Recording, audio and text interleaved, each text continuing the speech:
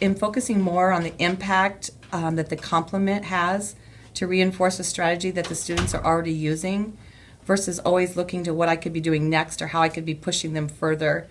I'm spending more time just assuring that they're using the strategies consistently and that they're becoming very independent at using them before I move them on to a new teaching topic.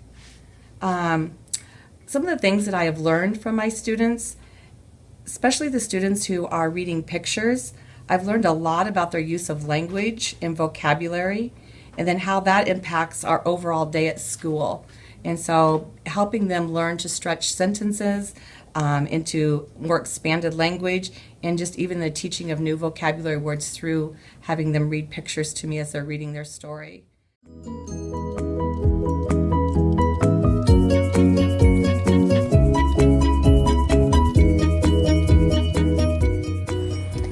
When conferring with students, one thing that really resonated with me was to start with what they can do and build from there.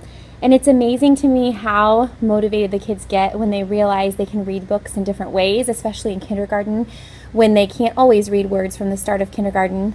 Teaching them different ways to read pictures and really encouraging all different levels of reading has been really fun to see.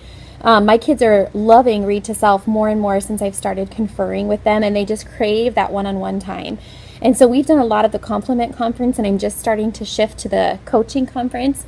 And one thing that I've learned from my students when conferring is that when you take that time to meet with them one-on-one, whether it's coaching or the complement conference, it just starts with motivation. They love the one-on-one time, and how when I get excited about books and talking about their book, then they get excited, and it just kind of feeds throughout the classroom.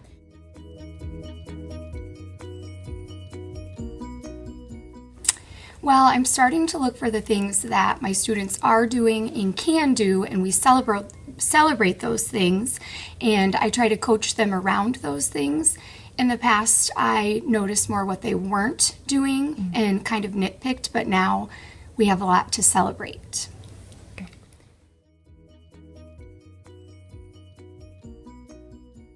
I have learned that they are so motivated by book choice and one-on-one teacher time. I have also learned that they love compliments. Sometimes they'll even overuse a strategy to prove to me that they really get it, and then I know that we're ready to move on.